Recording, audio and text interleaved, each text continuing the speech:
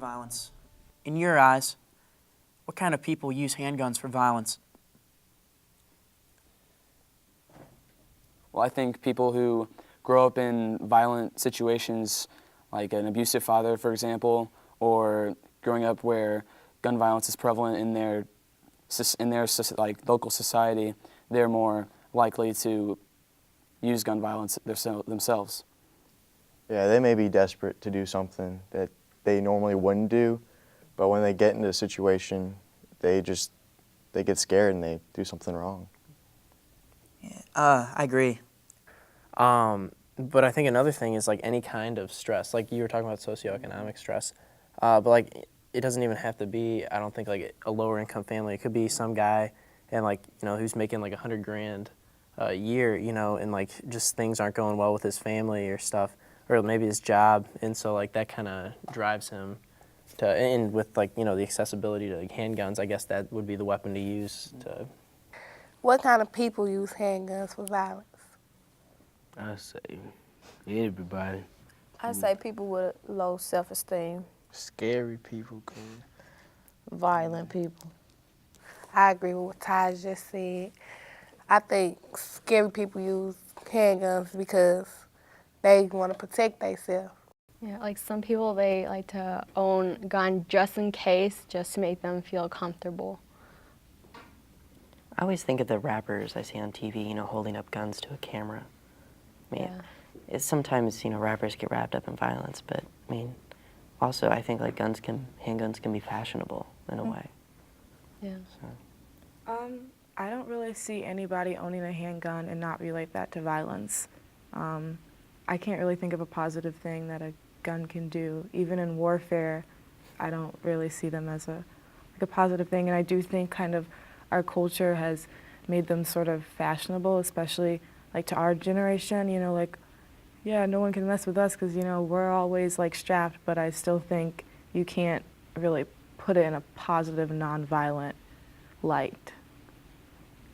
No, I'm a pretty confrontational person, so if someone came up to me and was like, in my face and challenging me, I probably would mostly like start challenging them with my words and just be really defensive and try to understand like what they're so angry with me about.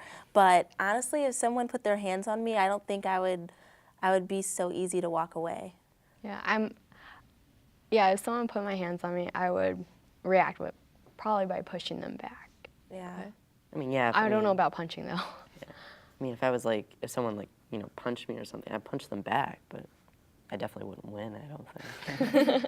Yeah, I think it's probably the hardest thing in the world to walk away from someone like physically being confrontational with you, especially kind of since nobody wants to be like the punk or like the person who's too afraid to fight. And I feel like, since I've never been in a fight, people always are like, oh yeah, she's scared or whatever, but the situation hasn't come up, but I don't know if I'd be able to walk away from it either if it did. I don't know about you guys, but I was raised to, like I said earlier, if it's about family or friends, you protect who you love. And I was also taught, don't, if a guy put his hands on you or if someone was, just trying to, demean who you were, then that's a situation where you need to defend who you are. The scariest person to be the one to kill you first. I don't believe that. If I know how to fight and I got a problem with this man, I'm gonna bang with this man. If he a real man, he know how to take a win or lose. You know what I'm saying? So he don't have to run and go get no gun. But somebody scary, that's the first thing on their mind. If he ain't no real man, he gonna come back and shoot you. Right, you know what I'm saying? That's how life is. And I feel like people in high school always want to try to prove themselves to maybe improve their social status. So if you're a lot of people lifting weights want to be seen as the big tough guy, or you're the toughest guy there is, just to get respect from your peers. Yeah, it's all very true. My parents always told me that if you walk away from the fight, then the person who tried to start it was a coward, and you walk away a bigger man, so to speak. Yeah. I think the other thing too is then who's telling you you're the bigger man, because it's sort of like that old thing that teachers used to always tell us of, if there's a bully bothering you, just ignore him and he'll leave you be. And it's nice to say that, but sometimes it's not the way it happens. And so maybe in your mind and in the adult's mind, you're the bigger man. To a lot of your peers, they're going to say, no, you're not. You're the coward. You didn't stand up for yourself. Definitely the social norm for our age group is that you're seen as a coward if you back down. If someone took something that belonged to you, what would you do about it? Just take it back. That's what I can say. If I can't take it back, you know what I'm saying? First, I ask for it back. I know If they what to don't do. give it back, what are you gonna do? I'm gonna take it back, or They don't let you take it back. that's the point. It ain't about what they gonna let me do. Either I'm gonna take it How back, you gonna or go I'm. about getting it? Yeah, like And you come to them, and then they say they ain't got it. Sometimes you just gotta take a loss. That's false. Because if somebody takes something from you, you can always get it back. No, Like, not what if every day. somebody took your life? all the time. I mean, come on, If somebody cuz. took your life, that ain't Protect something that you yourself, could get cuz. back. If somebody you could go to somebody's house and think you finna take whatever they took from you, and they could kill you. The minute you mentioned the idea of taking something from somebody, I immediately sort of jumped to the movies and think of the way that it's been personified. And one of the things that I sort of saw was like the typical portrayal of when another guy takes another guy's girl and how it's sort of seen as the manly thing to fight back. Yeah. And I feel like that's what our culture says, is that if somebody takes something of yours, you need to get it back using whatever means necessary. And we like to think that we're going to like talk about it and sit down. And I think that goes back then to the idea of nurturing. How were we raised? Were we raised to, if somebody takes something of ours, do we fight back? And in a lot of cases, kids are. I think in our society, it almost takes it to the next level. Not only are we told to get it back, it's almost, vengeance. It's revenge. Then you take it to the next level and take something away from that person who took it from you. It's revenge. Not only are you acquiring what was stolen, you're also inflicting some harm on the other person. Yeah, and I think with growing up, I think it's a lot of what people see in the media and like the role models they're looking up to. Like Micah said, with rappers earlier, you hear in their lyrics, like they brag about, I had this problem and I have a gun and I shot it down and look at me now, I have a bunch of money and this is how I came to be successful. And you can do the same thing, just go out and buy a gun. And I think our society is so violence driven nowadays. Like there's violent video games, there's numerous like toy guns. Like I was in Walmart the other day, they have a toy like turret gun. And it's like, awesome. There's such a violent driven society that it's almost hard for these kids to not look away from these things and not grow up in situations where violence would occur because it's around everywhere they see. So I think if we're going to do something about it, we have to change from a violent society to a non-violent society. For your reputation, you know what I'm saying? Everybody got a reputation. Right. If this man challenged me to a fight in front, all these females, this girl that I like right here, and then, you know what I'm saying, her peoples. And that goes back to guns, and I try to walk people away. being scary, because if you lose in It's front of gonna that be girl like, that boy, you you like better so much, you're going to be like, I'm going to kill him, I'm finna shoot him. And then when you do lose that fight, if you do like that girl, if she liked you back, she would be like, it's cool and wop. But if she just say you soft, you scary, then that's not the girl for you. If you walk away and a girl be like, I don't want to talk to him, he's scary. Evidently, she don't like you for real if she can't accept you for walking away from a fight. Right. Mm-hmm. It's like if you came to me with it, Taj, you want to bang with me, you hear me? And I'm going to bang with you. Listen, I understand, but you get whooped, then what? I'm going to come again. And again. Whooped again. And again. Right. And again. But guns not always, to solve a problem. You don't always gotta use a gun. I mean, if you fight that person, you lose, that's a loss. I mean, there's nothing you can do about it. But it's some people go fight again or go shoot back. Or either go shoot or go fight again. Every week, we hear about young men in the city who are either perpetrators or victims of gun violence. What do you think is the reason behind that? What do you think can be done to change that? Well, I think one big problem is just the availability of guns. I know that in my own neighborhood, there were guys in my middle school who were selling weapons. And that to me was a shock at the time. I was just like, really? We're in 7th, 8th grade and guns are already making it in. Shock to me. And it just feels like they're out there. They're so easy to get. If you're getting them through ways that aren't really legitimate, there's nothing to really police it. And that's the big problem, is that there's nothing to really prevent it unless the people selling it get caught. over the summer this year, or well, I guess last year, I went with some SLU guys up to Camden, New Jersey. I don't know if I've told you guys any about this, but poor city in America, and we got to know some of the kids that were our age, in Camden. And before this question, didn't really think about it, but like, if I think about how perpendicular like my life like route is to theirs, it's a complete shift. Like, cause my main concern right now is I got to go to a good college, and I got to get a good education so I can eventually get a good job and then provide for my family. But like what they're doing right now is they're like, I got to get a job and try to go to school when I can so I can provide for my family right now so I can pay for our electric bill. Mm-hmm. And like that is so different than what I'm going through right now. I don't even think about like paying bills. Like, come on, that's adult stuff, but they're doing it right now. I went to a couple of parties over the summer that were like from metro parties, from a lot of people who live in the city were there. And I just felt like I could barely even fit in because I'm from West County, from SLU, the privileged type of person. And I mean, everybody at the party was either extremely sloppy or high or just really incoherent in like what the things that they say.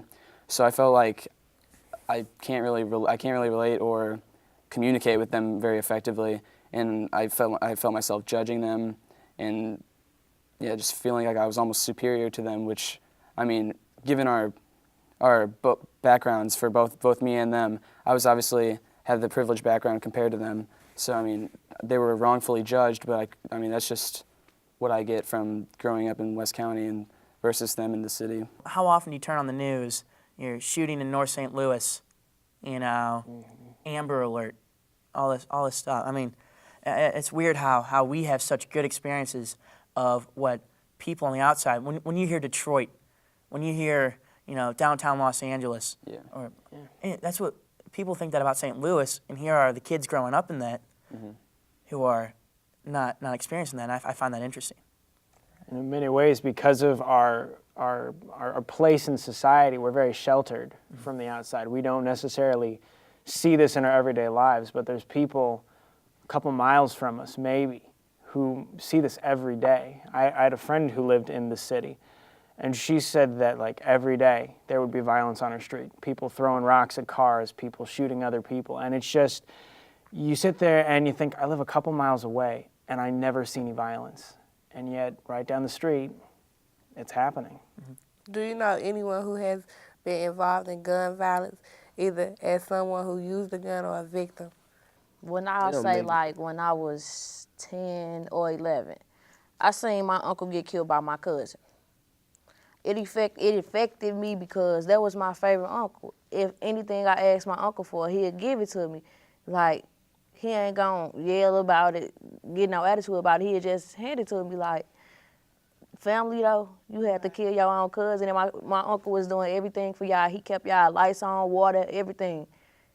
And you had to rob him, and then you get mad because and then you flooding his tires on his work truck. Like, that's just petty. Then you want to come and fight him because of you want to take his stuff, rob him while he was up there at child house sleep. Right. Cause there's some haters, cuz niggas haters, cuz can't stand to see somebody shine though. It ain't just people in the neighborhood. Police killed my uncle. Yeah. So it's not just your neighborhood violence. It's the whole community. Yes, it's the community. They got that authority because of that badge, cuz. I be telling that badge don't mean nothing, bro. You just don't. Like Boosie say, without that badge, you something in the half. You know what I'm saying? That badge, they take their power and they run with it. Right. And you ain't supposed to do that. Cause I know some real cool police officers that if we riding 4 deep dirty, they'll pull us over and be like, hey, you know what I'm saying? Get yourself together. Now shake out this area. Some will drag you out the car, put they foot in your face, you know what I'm saying? Just cause you got a little thing on you, you know what I mean? It's the crazy, cuz. But I done seen a whole lot. Been through a whole lot. And it don't make me or break me. I just try to keep my head straight. Sometimes drift off into that path, but gotta jump back on, man. Keep it positive. That's all I can say.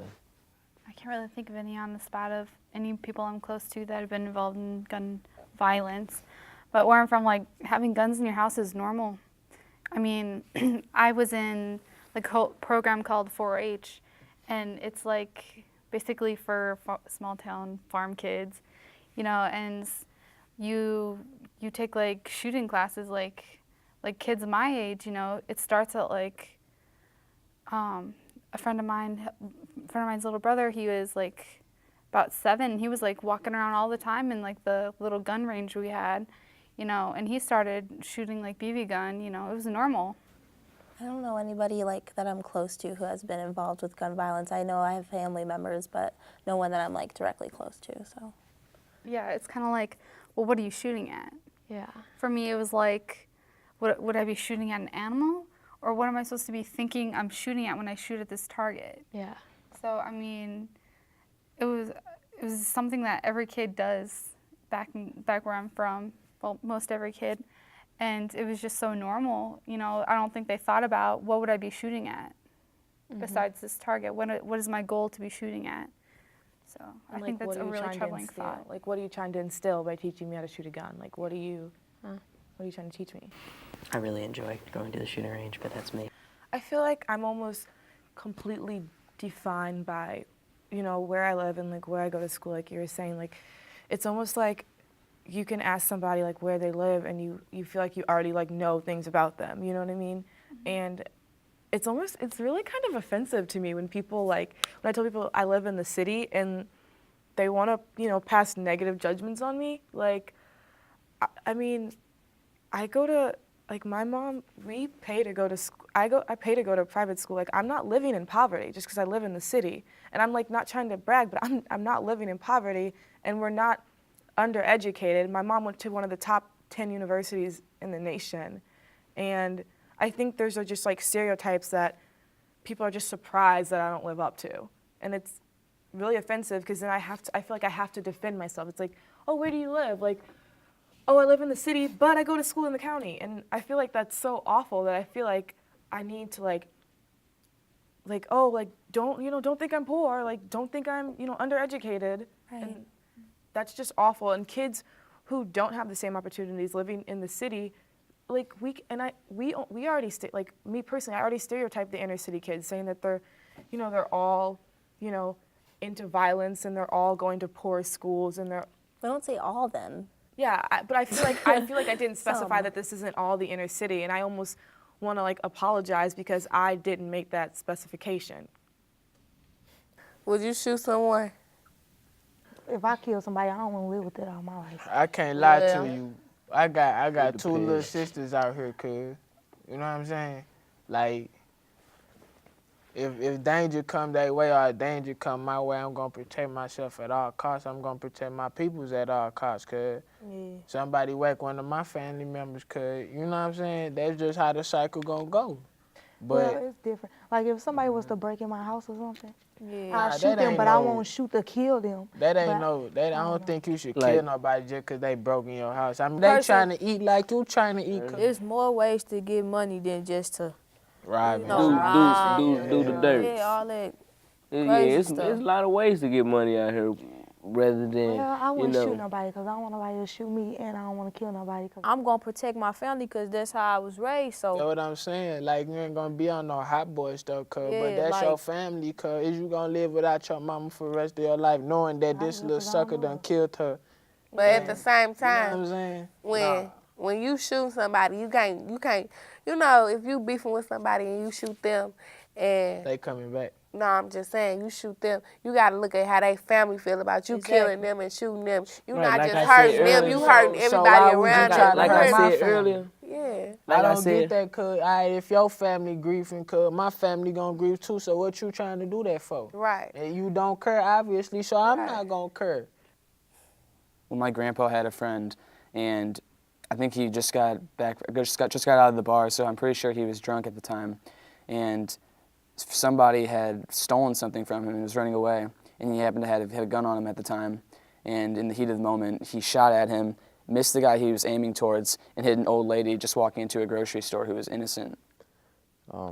Another time, it was an airsoft gun, but I mean, it's still one of those things. I mean, we were in 7th grade and we had airsoft guns. We were shooting at each other out in the front yard, and I was just standing there, and next thing I know, I get shot in the eye. I mean, it's clearly not. Of course, it's not to the scale of an actual handgun, but I mean, just something as I don't know, I guess an airsoft gun. I mean, it's getting shot in the eye, and I almost had serious eye damage, and I mean that speaks to causes of this. I mean, we look at our culture as teens these days.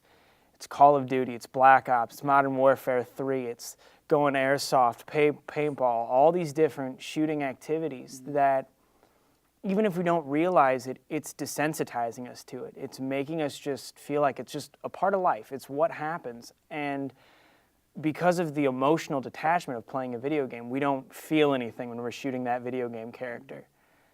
That then bleeds into our life, and suddenly we're shooting real people, and that takes it too far. I'm just wondering, what is the attraction to guns? Like, why do so many people like Black Ops or paintballing or airsofting? What is this attractive to guns? Is it like innate in us? Like, are we naturally attracted to having aggressive behavior towards other human beings and destructive behavior? Like, why do we want to do that? So many of us. I think if I would take a shot at this in the dark, it's like a distant power, distant control over somebody else. You know, people always like to be in control. It's part of human nature. Nobody likes to feel helpless. The thing about a gun is you can, with sniper rifles today, you can stand 5,000 meters away and hit a guy in the head. You killed a man, but you were 3 miles away. Mm-hmm. That's so detached, so impersonal. And I think the attraction is you can do something without physically, going up and hurting somebody. It's an action of pulling the trigger that ultimately leads to hurting somebody else. It's the expression of dominance that's what appealing to everybody. Mm-hmm. It's interesting too that a lot of these tools of this attraction to violence, such as sort of the Call of Duty series, a lot of those games were initially used as training programs for the military. Mm-hmm. And so it's just sort of interesting that nobody really makes that connection. Nobody sits there and thinks, the game I'm playing has been used and proven to help people kill other people. And you just think it's fun.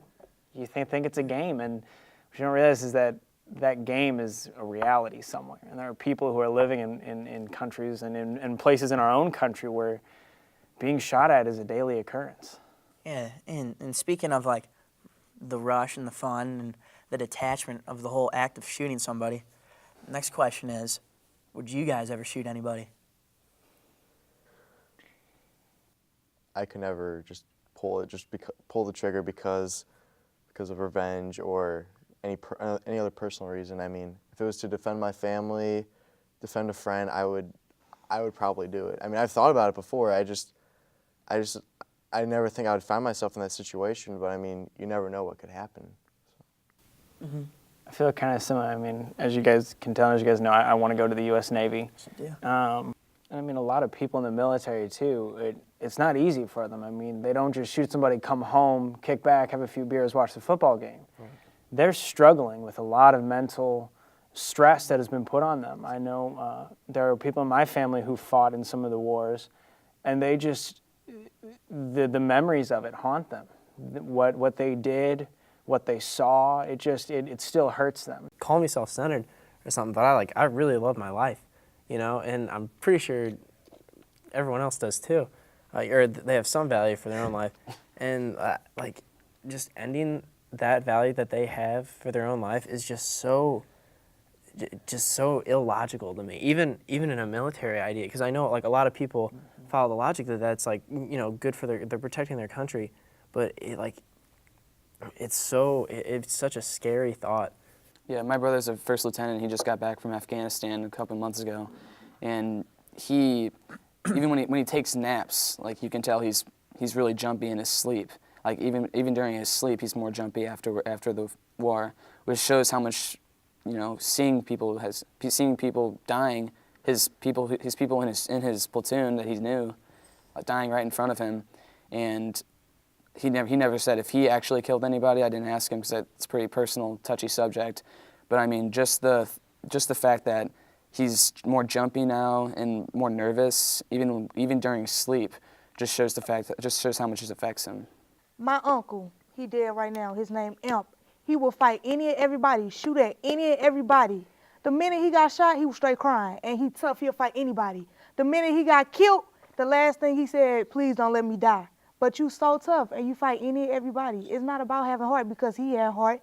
And when he was dying, that's the last thing he said, please don't let me die. Who wants to die?